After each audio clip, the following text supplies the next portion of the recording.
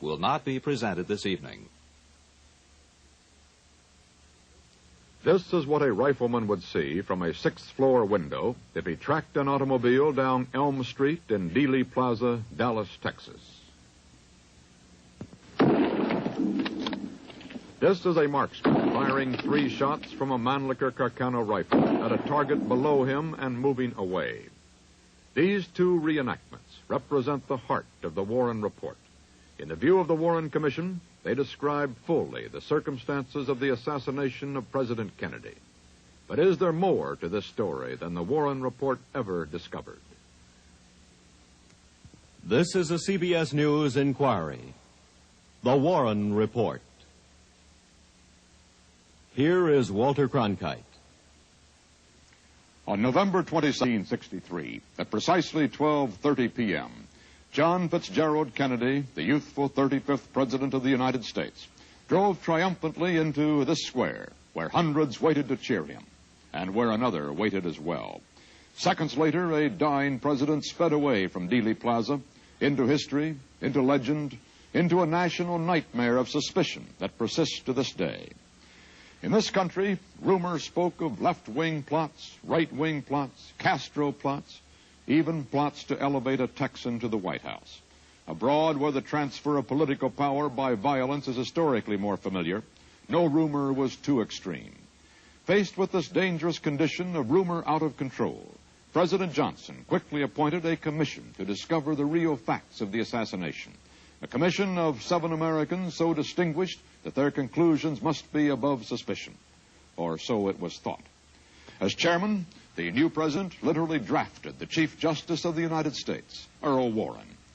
The other commissioners, Allen W. Dulles, former head of the Central Intelligence Agency; Hale Boggs, Democratic congressional whip from Louisiana; John Sherman Cooper, Republican senator from Kentucky; Richard B. Russell, Democratic senator from Georgia; John J. McCloy, lawyer, diplomat, and advisor to presidents; and Gerald R. Ford, Republican representative from Michigan. The Warren Commission had the mandates it needed to do the job. It could subpoena witnesses, could invoke the cooperation of any agency of the United States government, could and did use the FBI and the Secret Service as its investigative arms. Well, this is the result. On September 24th, 1964, the Commission presented its findings in the form of this 888-page report to the President. 2 months later, it published these 26 additional volumes, the exhibits and hearings on which the report was based. Dan Rather at the scene of the assassination. The basic story pieced together by that Warren Commission report on the assassination is this. A man named Lee Harvey Oswald crouched in this dingy window of the Texas School Book Depository as the President passed below. Oswald, the Commission tells us, fired 3 shots. 1 missed. 1 struck both the President and Texas Governor John Connally riding with him. The 3rd shot killed the President. Oswald, the report had it, hit his rifle over there, then ran down the stairs, left the building on foot, and hurried down Elm Street. He made his way to his rented room, picked up a revolver, and about 12 minutes later shot police officer J.D. Tippit. Oswald was captured shortly after the Tippit murder, was questioned for 2 days in a madhouse atmosphere of confusion, and then, in a grisly climax, was himself murdered right in the Dallas police station by a nightclub operator and police hanger-on named Jack Ruby. And that was to be that, an official version of the assassination, arrived at by men of unimpeachable credentials after what the world was assured was the most searching investigation in history. Yet, in the 2.5 years since the Warren Report, a steady and growing stream of books, magazine articles, even plays and a motion picture have challenged the Commission and its findings, have offered new theories, new assassins, and new reasons. Only a few weeks ago, a Harris poll revealed that 7 out of 10 Americans are convinced that there remain many important unanswered questions, that the whole truth has not been told. A Gallup poll shows more than 6 of every 10 Americans question that there was a lone assassin. I don't think that all the facts were brought out. I think something was held back. I think there were more involved in it than just Oswald. The only thing that disturbs me is the fact that they've sealed away some of the evidence, and I think that's rather disturbing to most people. I read the Warren report, and as I say, I think those men are men of honesty and integrity, and I think they were asked to do a tremendous job within a very short period of time after the assassination, and I think they did the very best they could. I think it's very accurate. I don't know how in the world they could ever reach a conclusion that one person assassinated him. This is ridiculous. I saw the whole thing on television. I just happened to be home at that time. And I don't think that Oswald, I think that he was working for the CIA myself. Screening out the absurd and the irrational, we are left with a series of real and critical questions about the assassination. Questions which have not been answered to the satisfaction of the people of the United States. In this series of broadcasts, CBS News will try to cast light on those questions. They fall under 4 headings, which we will examine on successive evenings at this same time. Tonight's question, did Lee Harvey Oswald shoot President Kennedy? For the next 2 nights, we will take up the question of conspiracy. Tomorrow night, we will ask, was there more than one assassin firing in Dealey Plaza? On Tuesday night, we will ask whether, regardless of the actual number of gunmen, there was a conspiracy leading to the president's murder. And on Wednesday night, we will ask, why doesn't America believe the Warren report? We will examine these questions here in our studios in New York, in libraries and laboratories from coast to coast, with KRLD News Director Eddie Barker at the assassination site in Dealey Plaza, and with CBS News correspondent Dan Rather on the 6th floor of the Texas School Book Depository, as for the first time since the assassination, news cameras enter and explore the depository building itself. Tonight we ask if Lee Harvey Oswald shot the president. To help us answer that fundamental question, we must resolve some lesser questions. Did Oswald own a rifle? Did Oswald take a rifle to the book depository building? Where was Oswald when the shots were fired? Was Oswald's rifle fired from the building? How many shots were fired? How fast could Oswald's rifle be fired? What was the time span of the shots? First, did Oswald own a rifle? There is no reasonable doubt that Oswald owned a Mannlicher Carcano rifle number C2766. This is the coupon with which he ordered the rifle, by mail, from Klein's Sporting Goods Company of Chicago. Heidel is one of several aliases Oswald used from time to time. Oswald paid for the rifle with this money order. Here is the application for the post office box to which the rifle was sent. All these documents in Oswald's handwriting. This photograph, traced to Oswald's own camera, shows him with an identical rifle. This photograph has been widely challenged by Mark Lane and other critics of the Warren report. During his interrogation, Oswald himself said that his head had been superimposed on someone else's body. Several publications later admitted that they had retouched it, and in so doing may have altered the rifle and other details. Lawrence Schiller of Los Angeles, a professional photographer and photo analyst, made an independent study of the original picture and negative. This photograph of Lee Harvey Oswald, which was found the day he was captured and disclaimed by him, has been used by numerous critics of the report. They say that the disparity of shadows, a straight nose shadow from the nose and an angle body shadow, proves without a doubt that this head was superimposed on this body. To properly recreate the picture to see if a straight nose shadow does correspond with a body shadow, you would have to go to the same address at the same day of the year and at the same time. We did that. This picture was taken on March 31st, 1967 at 214 Neely Street. And it shows without a doubt that a straight nose shadow corresponds with an angle body shadow. And that the fact that there is a disparity of shadows, that fact cannot be used to discredit the photograph. Marina Oswald told the Warren Commission that her husband had posed and she had taken the picture. She also said he had owned a rifle. Did you ever see the rifle? Yes, but I fear to take this rifle. I just saw, in the corner. I never done touch this rifle. It seems reasonable to accept the conclusion of the Warren Commission report that Oswald did indeed own a Mannlicher Carcano 6.5 millimeter rifle, number C2766. The answer is yes. Our next question is, did Oswald take his rifle to the book depository building?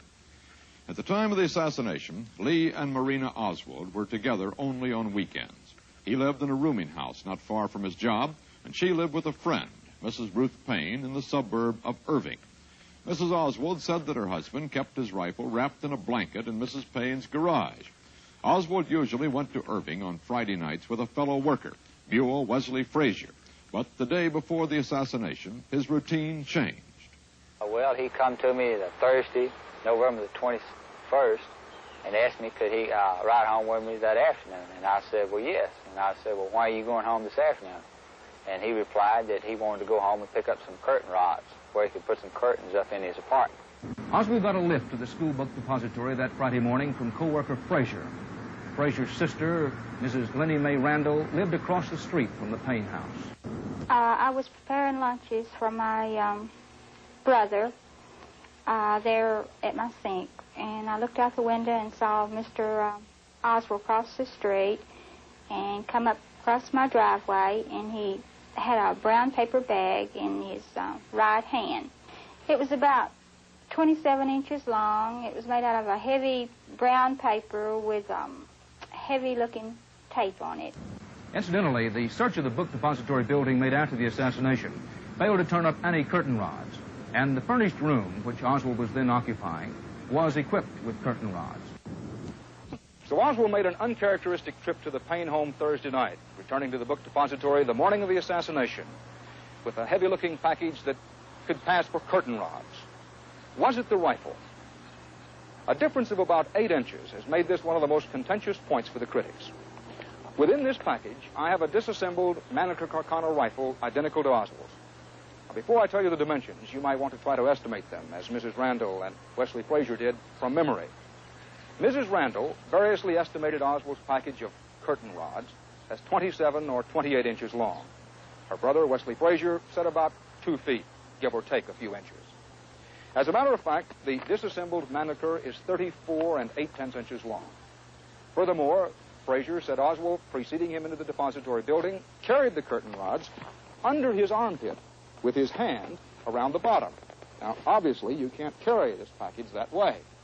Oswald had gotten out of the car first and was then walking away from Frazier. The commission decided that Frazier easily could have been mistaken about Oswald carrying the package. Now, you can decide whether Frazier, walking some 50 feet behind and in his own words not paying much attention, might have missed the few inches of the narrow end of such a package sticking up past Oswald's shoulder.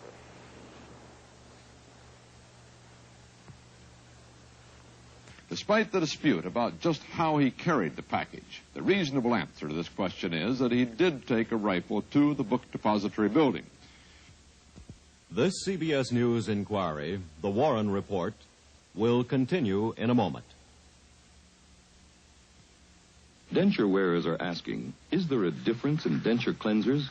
Listen to what Mrs. Virginia Evans, a denture wearer, has to say. Well, now my dentures are really clean, really odor-free, thanks to Polident tablets.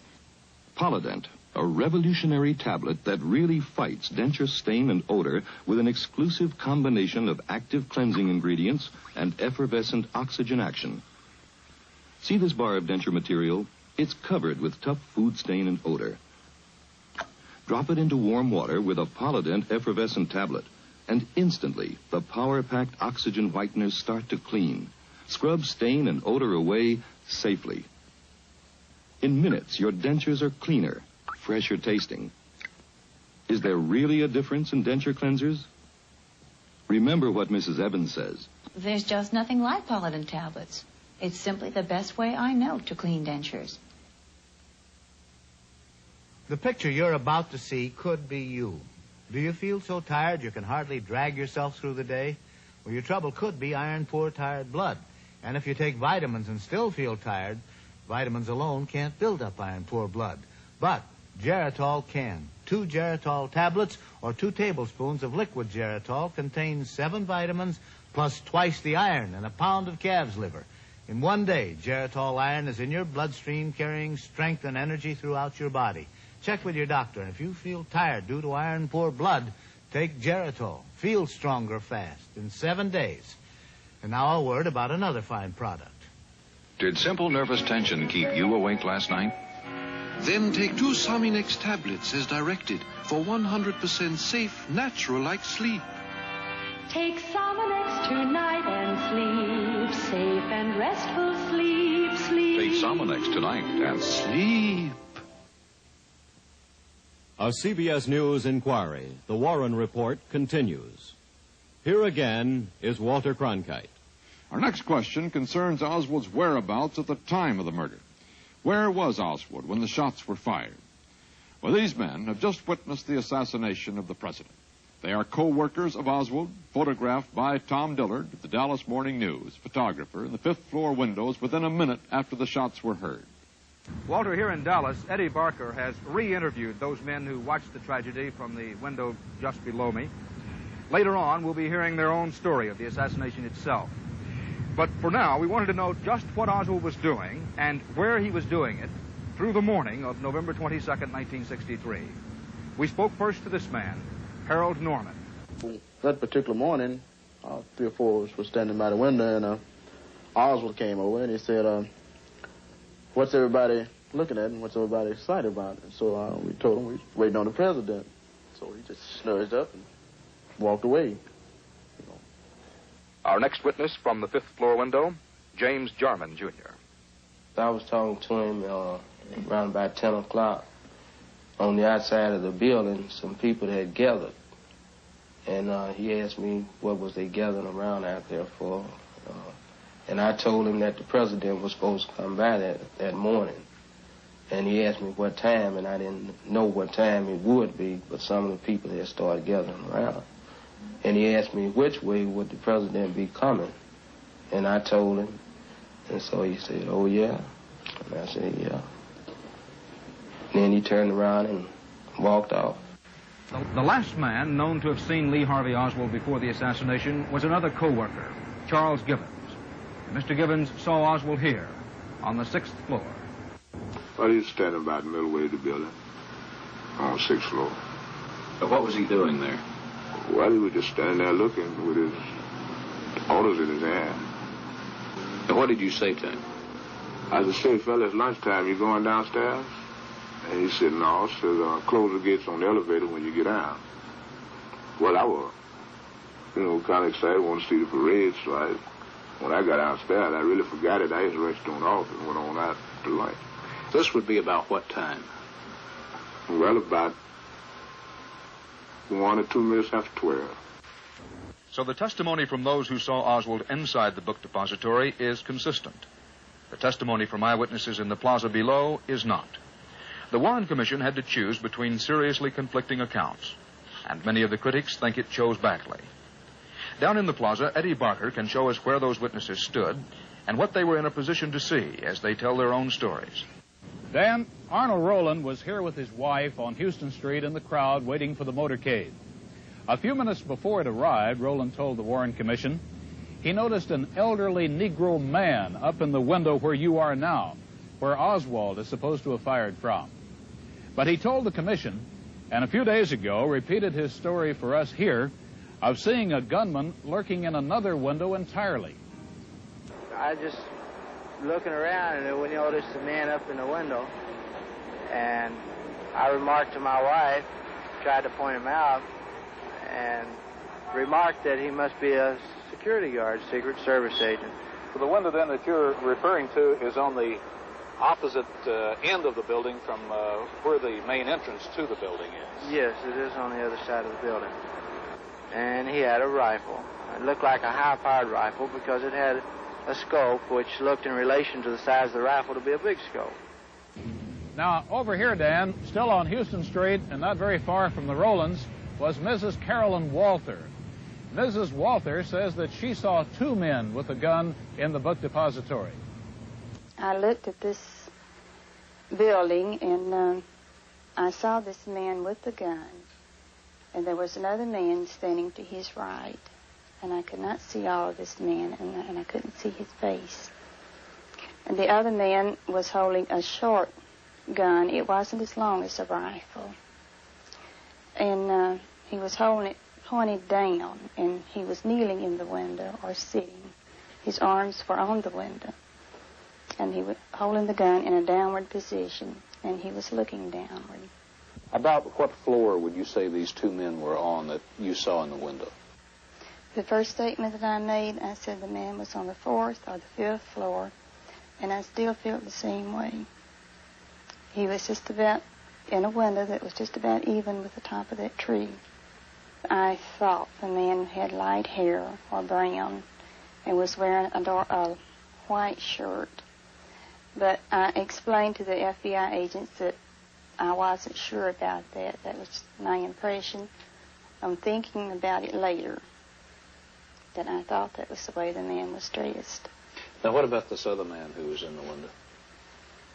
This other man was wearing a brown suit, and that was all I could see was half of this man's body, from his shoulders to his hips. Now, over here, on the corner opposite the book depository, stood a 15-year-old boy named Amos Ewens. A few days ago, Amos Ewens came back here with us and gave a vivid account of the assassination itself and of a piece of pipe he saw poking out of a window. Your window, Dan. When he come around, and when I was standing there, I happened to look up and I seen a pipe, you know. So I never did pay no attention, thinking it might be a pipe, just a pipe, you know, sticking out. So it was sticking out about a foot, about that high, you know. So. Point out for me the window where you saw this piece of pipe. Well, it was about on the 6th floor, right below the bouncer. Among the witnesses here in the plaza, the commission relied heavily on the testimony of Howard Brennan, who, watching from just about here, said that he actually saw the assassin firing. I looked directly across and up, possibility at a 45-degree angle, and this man, same man I had saw prior to the president's arrival, was in the window and taking aim for his last shot.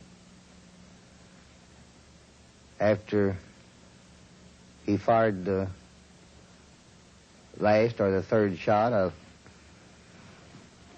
he didn't seem to be in a great rush, hurry. He seemed to pause for a moment to see if for sure he accomplished his purpose, and he brought the gun back to rest in upright position as though he was satisfied. It should be noted here that the commission failed to follow up Mrs. Walther's story. She was interviewed briefly by FBI agents, but never called before the commission or its staff, who accumulated vast minutiae on the relatives of Lee Harvey Oswald. Despite these discrepancies, his co-workers knew and certainly saw Oswald. The CBS News answer, Oswald was in the book depository building when the shots were fired, most probably on the 6th floor. This CBS News inquiry, the Warren Report, will continue in a moment. Handle with care. That's what this familiar emblem says. And you'll get one like it when you insure your car with State Farm Mutual, the world's largest car insurance company. Then, wherever you drive, whether you need for claims services, you'll have a friend nearby to handle everything with care. There are some 13,000 full-time State Farm agents and claim representatives all across the country. Wouldn't you like to have them caring about you and your car? Then let a nearby State Farm agent mark your car for careful handling. And don't be surprised if it costs less than you're shelling out now.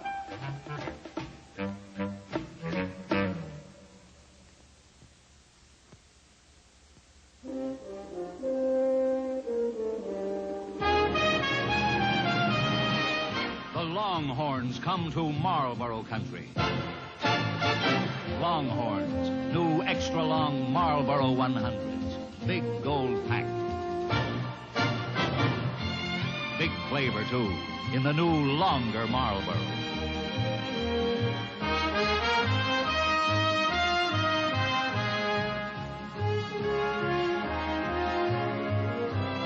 New extra-long Marlboro 100s with Marlboro flavor all the way.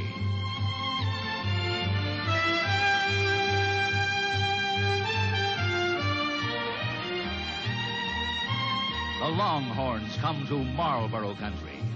New extra-long Marlboro 100s.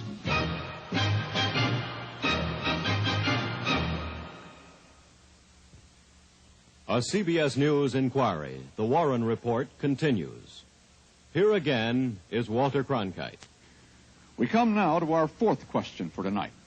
Was Oswald's rifle fired from the building?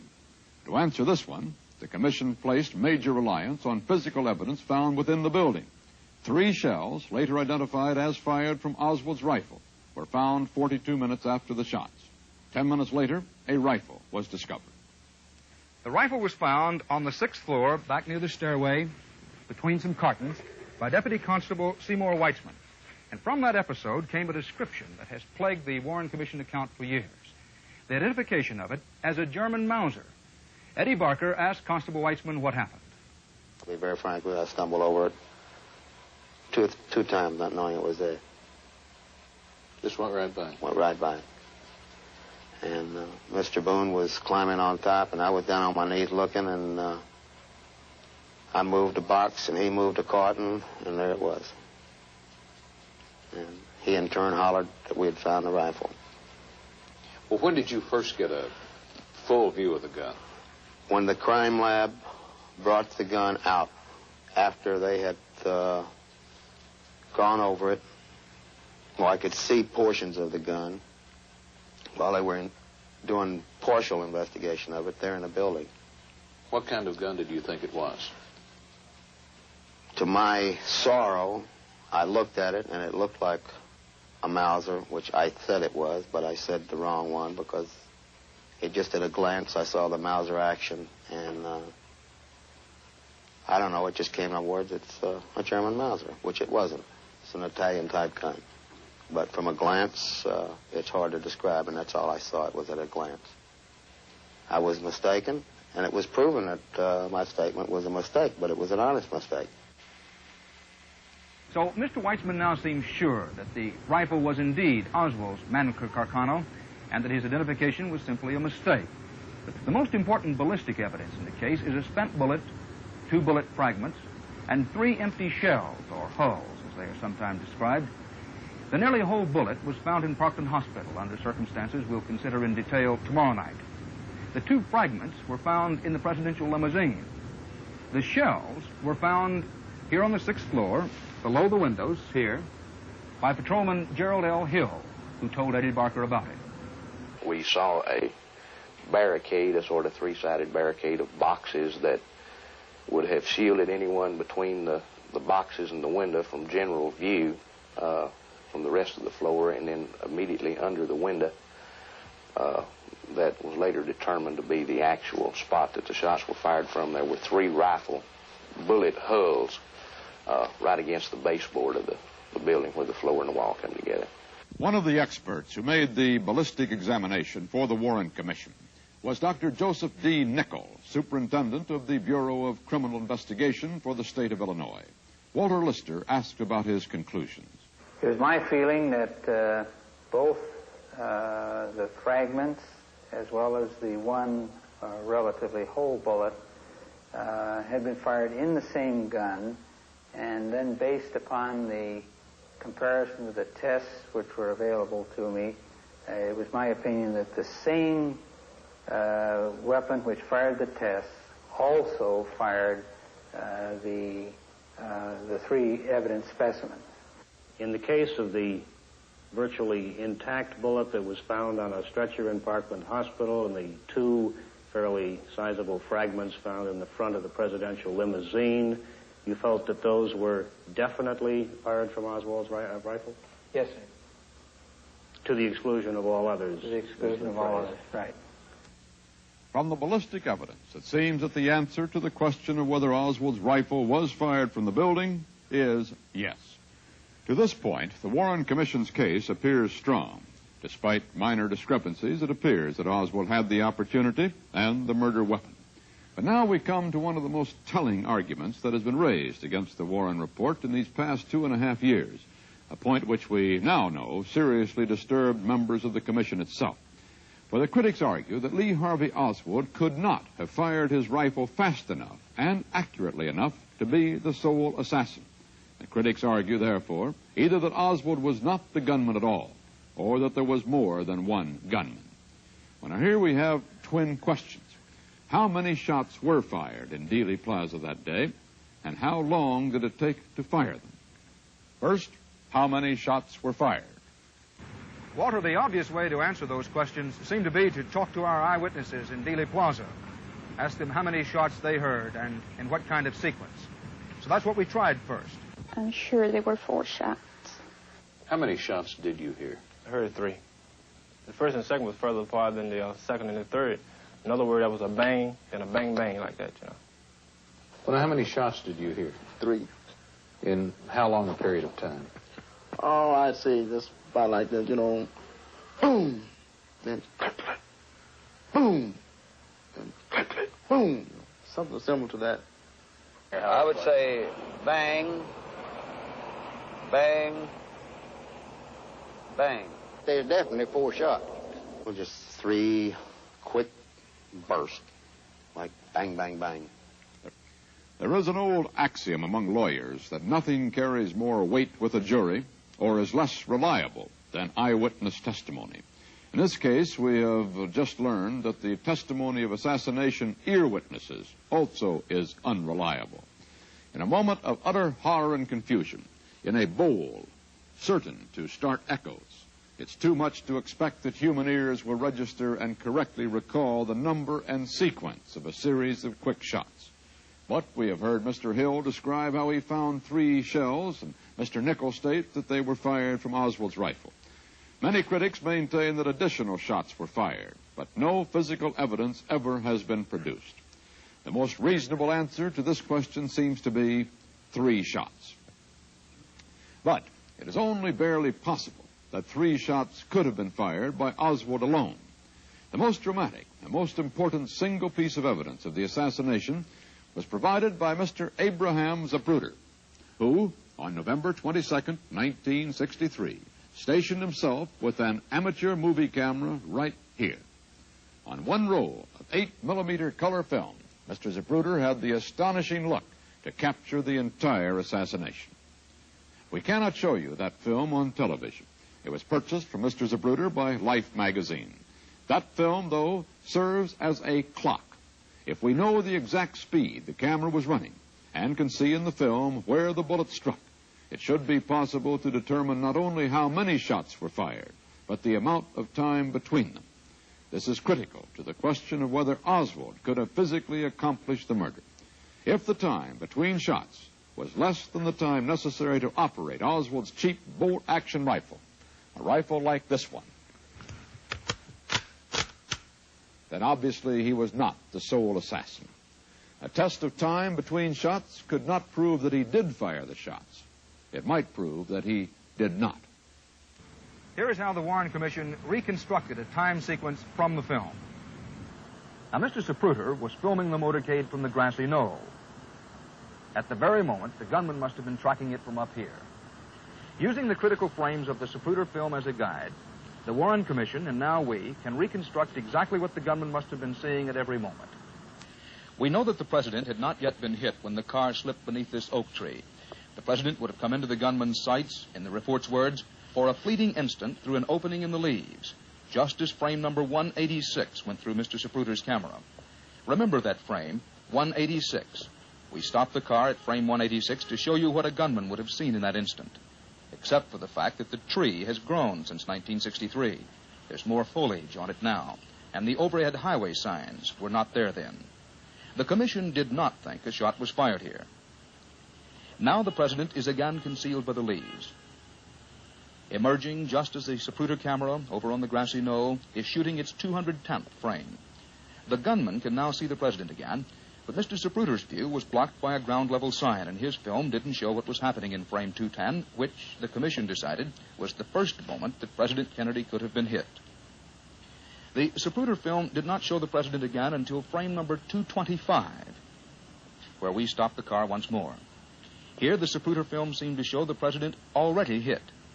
So that hit must have occurred somewhere between frames 210 and 225 of the Zapruder film. As to just where, we'll have some intriguing new evidence in a few moments. Along here, the commission said a second shot was fired, probably a miss. But at this point, the third shot, the fatal one, destroyed the president's head. That moment is clearly shown in Mr. Zapruder's film at frame 313. Could Oswald really have done this? Marine Corps records show Oswald had attained the rank of sharpshooter, but he was not a genuine expert, according to his fellow servicemen. One of his fellow Marines claimed that Oswald was actually a very poor shot and simply was not interested in marksmanship activities. It seemed evident that we should try to establish the ease or difficulty of that rapid-fire performance. Hence, our next question. How fast could that rifle be fired? Oswald's rifle was test-fired for the Warren Commission by FBI and military marksmen. The rate of fire for this bolt-action rifle and its accuracy against a moving target were critical to the Commission's case against Oswald. And yet, incredibly, all tests for the Commission were fired at stationary targets. The FBI won't comment on why. Based more on testimony than on firing tests, the Commission concluded it was an easy shot for Oswald to hit the president at that range. From its test, the main conclusion drawn was that this Mannlicher Carcano could not be fired 3 times in a span of less than 4.6 seconds, because it took about 2.3 seconds to operate the bolt mechanism between shots. To explore glaring omissions in the tests fired for the Commission, CBS News decided to conduct its own tests with the Mannlicher Carcano. A moving target is harder to hit than a stationary one, and the elevation of the 6th floor window might make a difference. The only elevation for the Warren Commission firing tests was a 30-foot tower, less than half the height of the book depository's 6th floor above Elm Street. So CBS News had a tower and target track constructed to match exactly the heights and distances in Dealey Plaza. The target track was angled to match precisely the angle of Elm Street.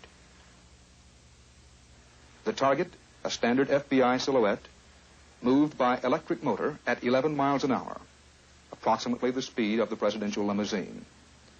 A rifle of the same make and age as Oswald's was fitted with the same 4-power telescopic sight found on his rifle. These CBS News tests were conducted on different days at the range of the H.P. White Ballistics Laboratory in rolling farmland north of Bel Air, Maryland.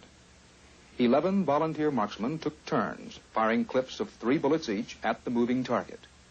None of the men had much familiarity with the Italian Mannlicher Carcano, although each was given time to practice at a nearby indoor range, and most of the volunteers were experienced with bolt-action rifles.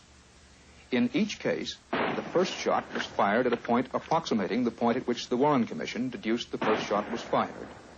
Distance, about 175 feet. In 6 seconds, the distance grows to 270 feet. Results varied. A Maryland state trooper made 2 hits in the silhouette. 1 near miss in slightly less than 5 seconds. Another state trooper's best time was 5.4 seconds.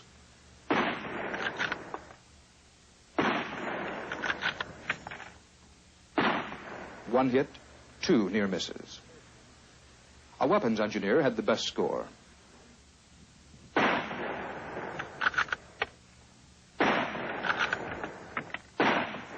3 hits in 5.2 seconds. A technician at the H.P. White Ballistics Laboratory managed 3 shots in the fastest time. 4.1 seconds. Half a second faster than the fastest time turned in for the Warren Commission. But only 1 hit. Altogether, the 11 volunteer marksmen made 37 attempts to fire 3 shots at the moving target. 17 of those attempts had to be called no time because of trouble with the rifle. In the 20 attempts where time could be recorded, the average was 5.6 seconds.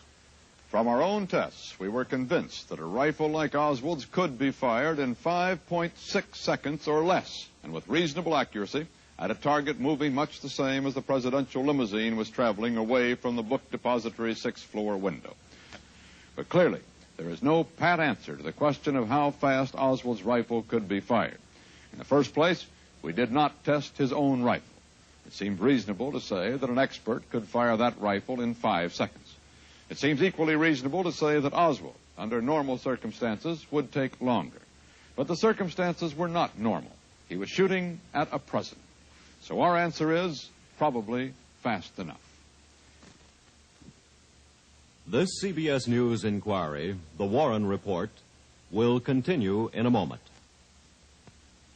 Lady, take a summer kitchen holiday. It's a cinch with Reynolds Wrap.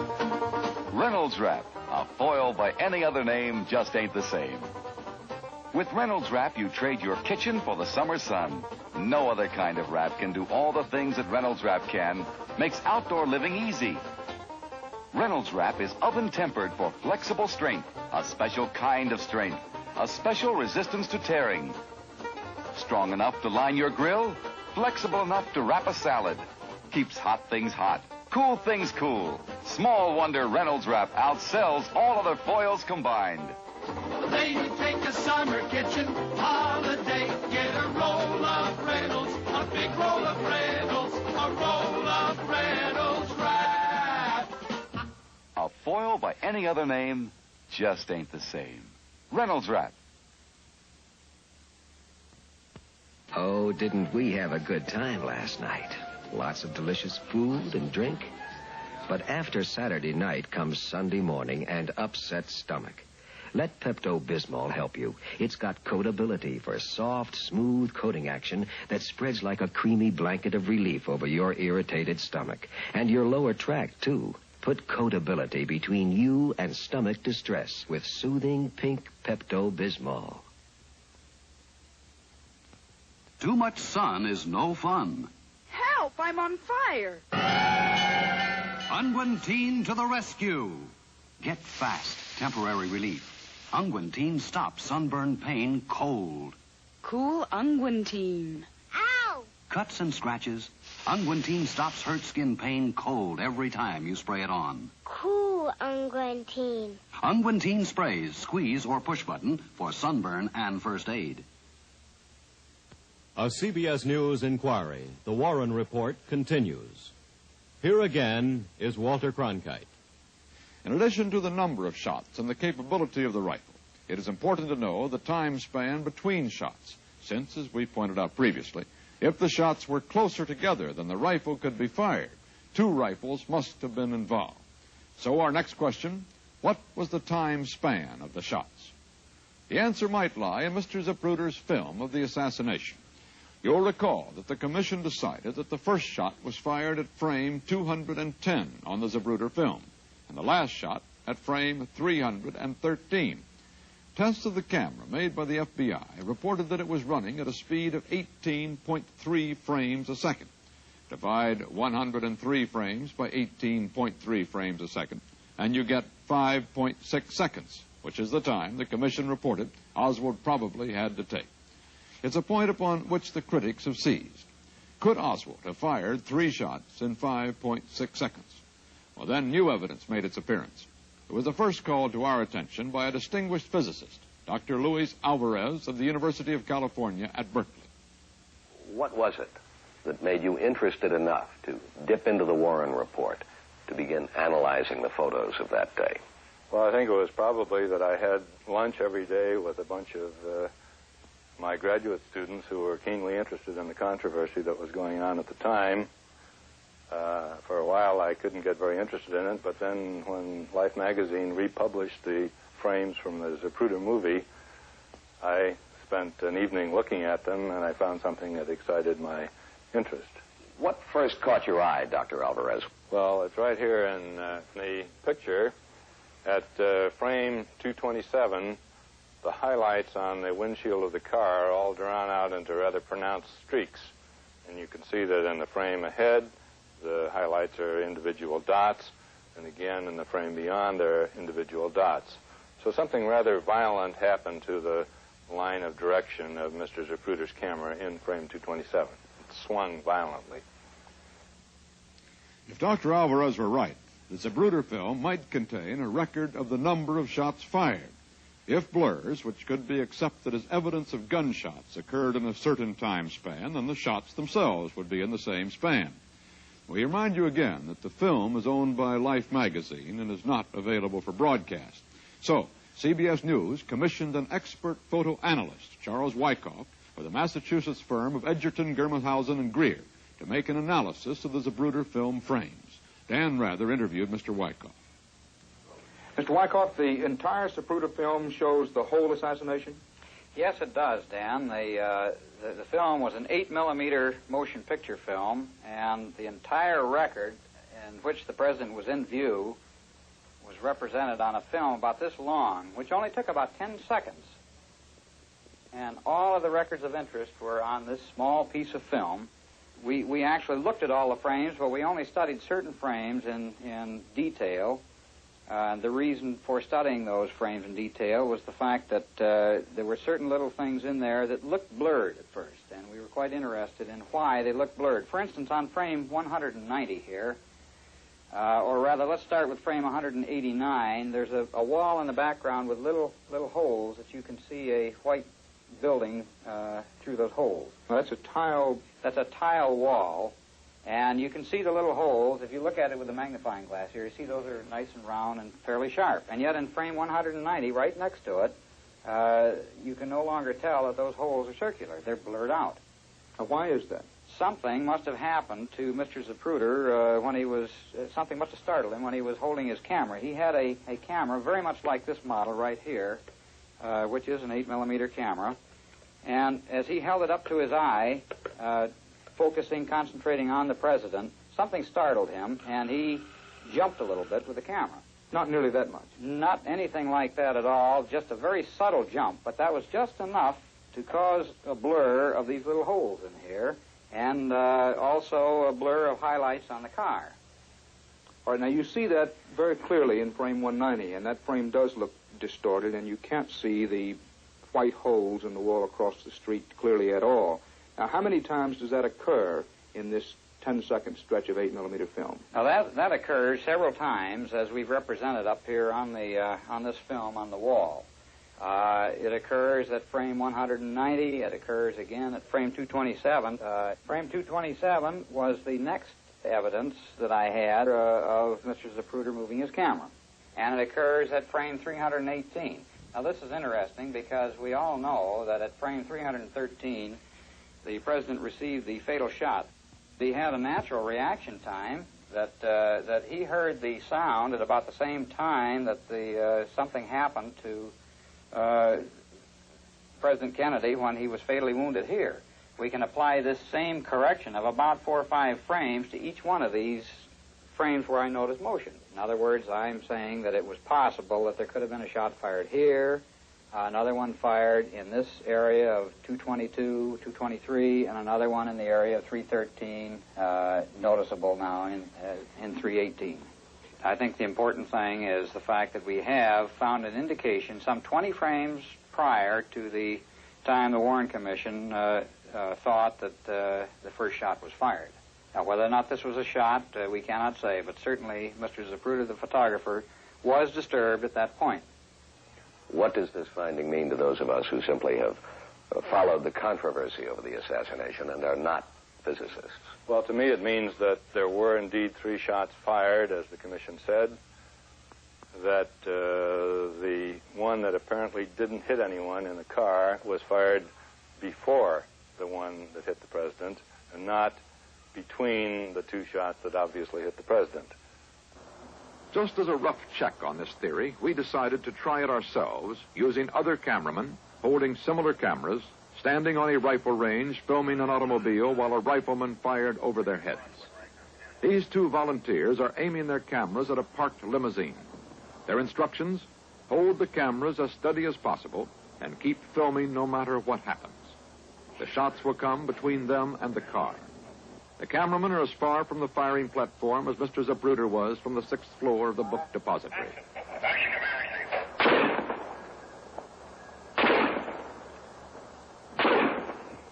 The reaction was obvious.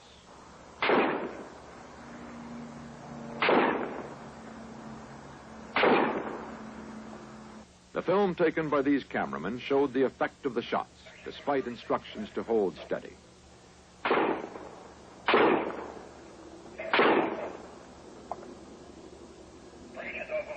Even in steadier hands, motion was always noticeable. This frame shows highlight dots around the car's windshield.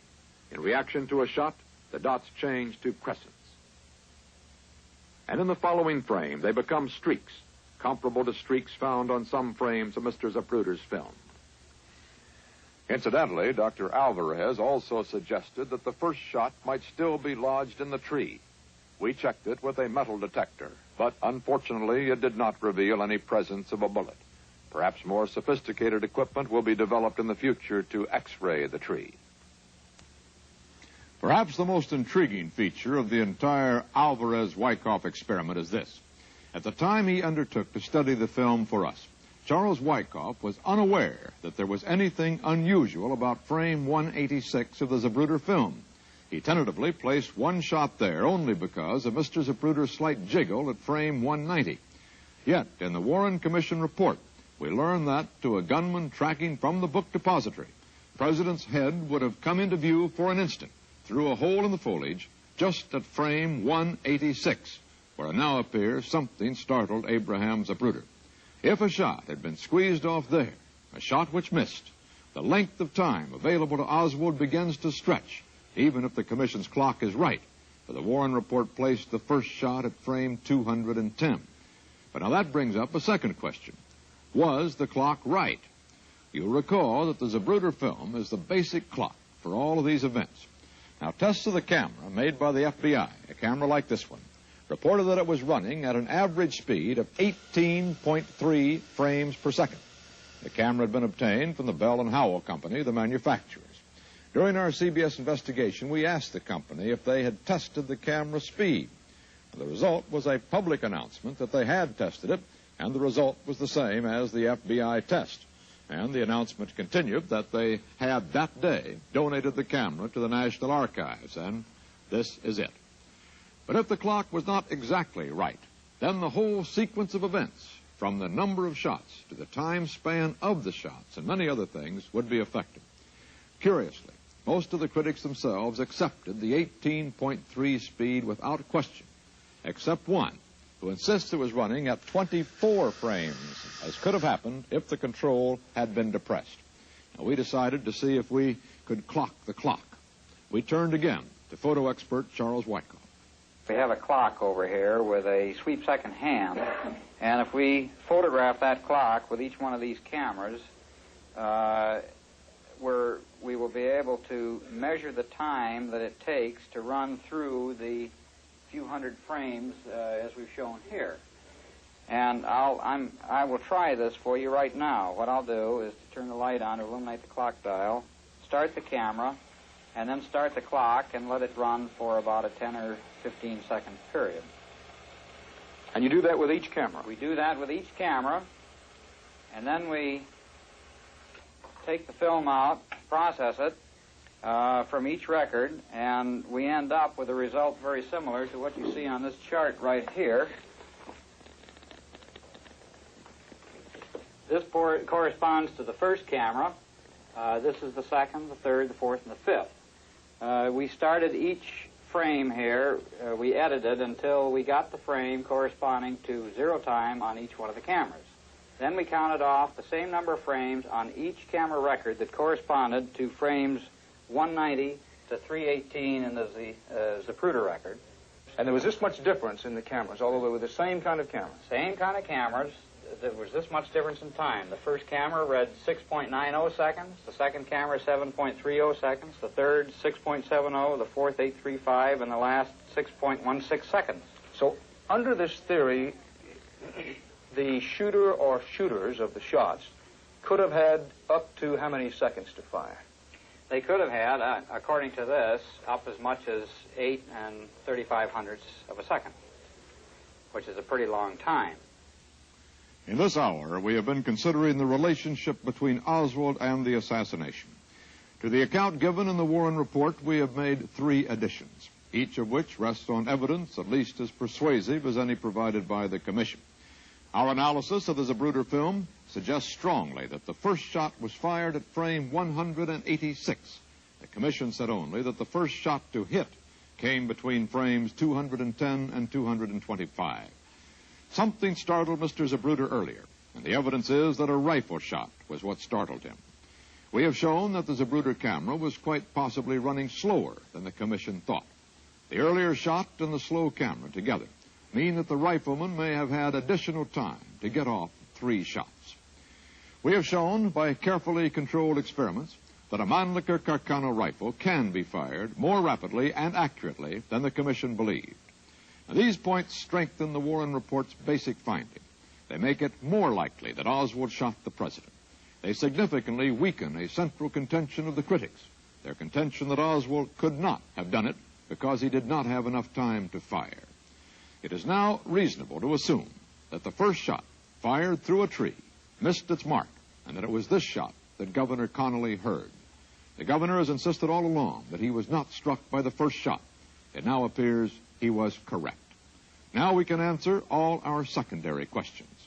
Did Oswald own a rifle? He did. Did Oswald take a rifle to the book depository building? He did. Where was Oswald when the shots were fired? In the building, on the 6th floor. Was Oswald's rifle fired from the building? It was. How many shots were fired? 3. How fast could Oswald's rifle be fired? Fast enough. What was the time span of the shots? 7 or 8 seconds. Did Lee Harvey Oswald shoot President Kennedy? CBS News concludes that he did. Yet this is only the beginning of our inquiry. We drew the distinction between Oswald as a killer and Oswald as the killer. The Warren Commission, despite the most widely accepted and often restated capsule version of its findings, did not state that Oswald was the only killer. It did state that it could not find any evidence that others had conspired with him. Yet it is on precisely this point that most Americans question the Commission's conclusion most strongly.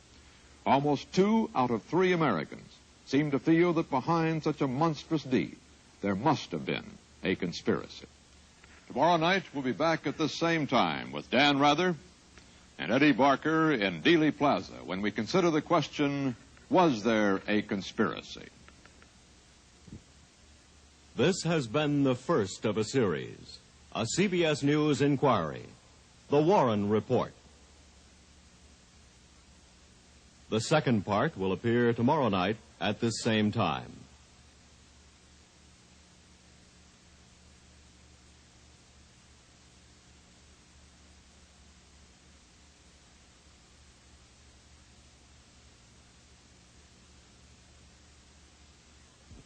This broadcast has been produced under the supervision and control of CBS News.